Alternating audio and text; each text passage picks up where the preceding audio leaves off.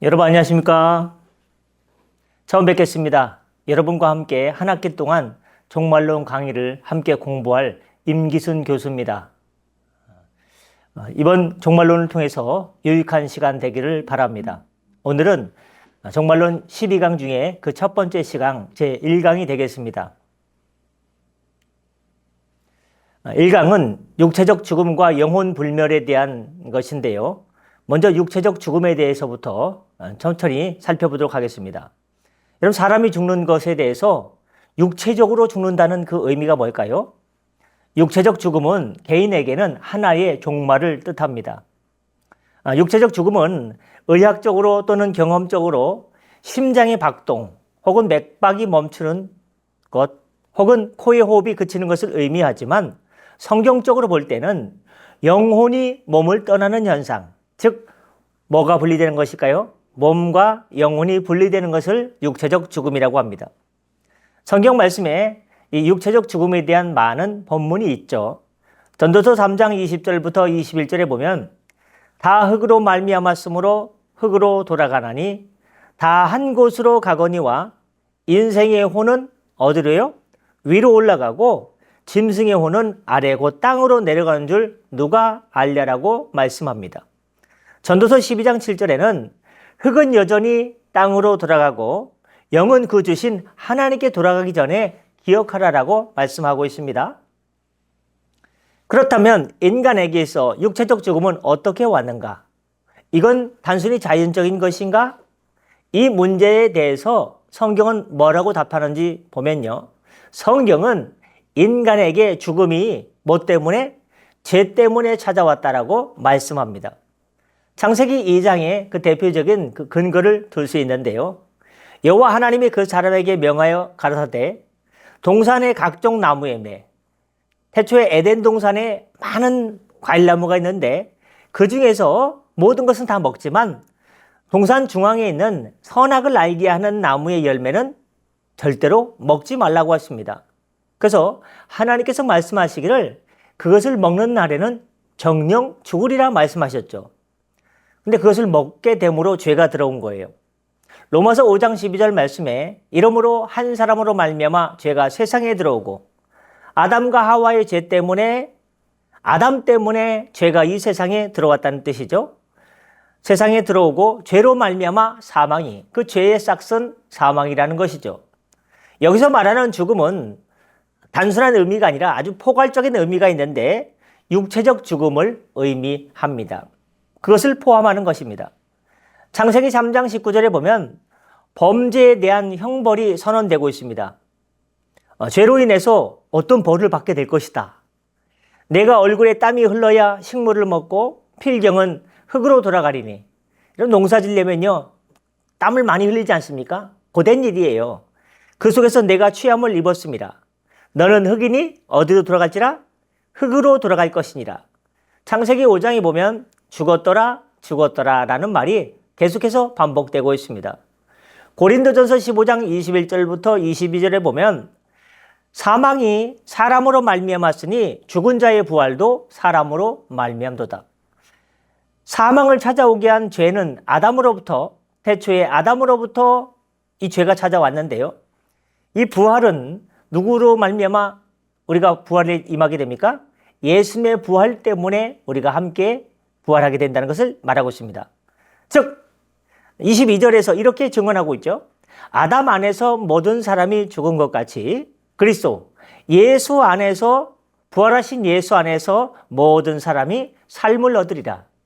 예수님이 부활하신 것처럼 우리들도 부활의 첫 열매가 되신 예수님을 따라 부활하게 된다는 그 뜻이 되겠습니다. 고린도전서 15장 56절에 보면 사망에 쏘는 것은 죄요 죄의 권능은 율법이라 라고 말하고 있습니다. 그러면 성도들이 죽는 이유가 뭘까요? 주님을 믿으면요, 안 죽으면 참 좋지 않겠습니까? 근데 성도들도 죽어요. 성도는 예수님의 예수 그리스도의 피로 죄 씻음을 받고 의롭다 하심을 받았는데 왜 죽는가? 궁금하지 않습니까? 성도의 죽음의 의미는 무엇인가? 성도가 죽는 이유는요, 주의 재림의 때가 아직 안 되었기 때문입니다. 심판주로 재림주로 오실 예수님의 때가 아직 남아있기 때문에 우리가 죽는 거예요. 근데 주님께서 주님의 재림의 때가 되면 죽은 성도들은 영광스러운 몸으로 부활할 뿐만 아니라 이제 그때 죽지 않고 살아있던 사람도 있지 않겠습니까? 살아있던 사람들은 죽지 않고 영광스러운 몸으로 변화됩니다. 즉 죽은 성도들은 영광스러운 몸으로 부활하고 살아있던 자들은 죽지 않고 영광스러운 몸으로 변하게 된다는 것이죠. 데살로니가전서 4장 16절부터 17절에는 이를 증언하고 있습니다. 주께서 호령과 천사장의 소리와 하나님의 나팔로 친히 하늘로 쫓아 강림하시리니 누가요? 그리스도 안에서 죽은 자들이 먼저 일어나고 그 후에 우리 살아남은 자도 저희와 함께 구름 속으로 끌어올려 공중으로 올라가는 것, 구름 속으로 끌어올려가는 걸 뭐라고 하죠? 휴거, 랩처라고 하죠. 끌어올려 공중에서 주를 영접하게 하시리니 그리하여 우리가 항상 주와 함께 있으리라. 천국에서 영생의 삶을 누리게 된다는 것을 이야기하고 있습니다. 어떤 이들은 성도들이 영은 구원받았지만 몸이 아직 구원받지 못하였고 여전히 죄를 짓고 있기 때문에 그 몸이 죄값으로 죽는다라고 말하는 사람도 있습니다. 여러분, 성도들의 몸의 구속이 아직 이루어지지 않은 것은 어때요? 사실이죠. 사실입니다. 로마서 8장 23절에 우리 곧 성령의 처음 익은 열매를 받은 우리까지도 속으로 탄식하며 양저될 것, 곧 우리 몸에 무엇을 기다린다? 구속을 기다리니라라고 말씀하고 있습니다. 우리의 죄는 예수님의 피값으로 다 사해졌는데 여전히 몸은 살아있잖아요. 이 몸도 구원받아야 되는 것, 몸의 구속이라고 하는 것, 우리는 이 몸의 구속을 기다리고 있는 존재입니다.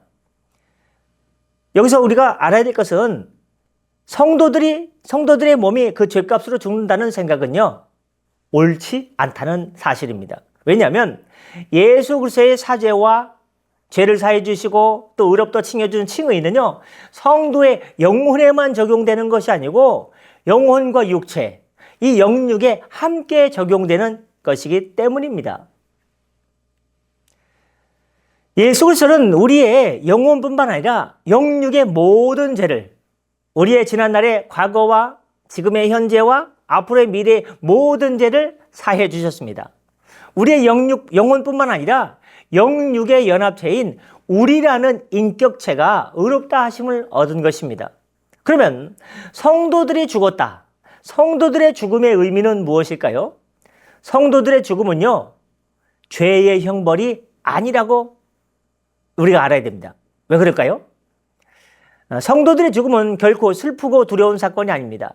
성도는 왜냐? 죽은 후에 그 영혼이 영광스러운 천국에 들어가기 때문에 성도의 죽음은 오히려 기쁨과 기대와 소망의 사건이 되기 때문에 이것은 죄의 형벌이 아니에요.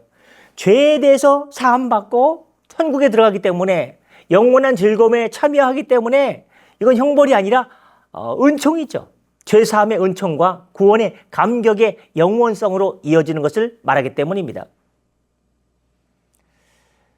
성도들의 죽음의 이유에 대해서 계속 살펴보고 있습니다. 세상 사람들과 같이 구원받은 성도들도 이 땅에서 여러 가지 고난들을 경험하지만 그러한 고난들은 슬픈 일들만이 아니고 또한 많은 유익을 끼치게 되는 일입니다. 고난은요, 여러분 고난을 통해서 나쁜 일만 있나요? 그렇지 않습니다. 고난은 성도의 인격을 단련시킵니다. 성도들의 죽음은요, 하나님께서 이 세상에서 주시는 마지막 고난이며 마지막 어떤 과정입니까? 훈련의 과정이라 하겠습니다. 이 죽음이 있기 때문에 성도들은요, 더욱더 깨어있을 수밖에 없고 더욱더 죽기 전에 하나님의 더욱더 힘쓰는 자들이 될 수가 있는 것입니다. 육체적 죽음은 성도에게 그러므로 영적으로 큰 유익을 주는 사건이라 할 수 있습니다. 그러면 육체적 죽음은 몇 가지 점에 있어서 모든 사람에게 중요한가? 좀 구체적으로 살펴보면 첫 번째, 육체적 죽음은 각 사람에게 있어서 생애의 마침이며 죽음으로 마감된 그 일생은 하나님 앞에 가서 평가를 받게 될 것이에요. 두 번째로, 이 육체적 죽음은 각 사람의 영혼이 다른 세계로 들어가는 것을 의미합니다.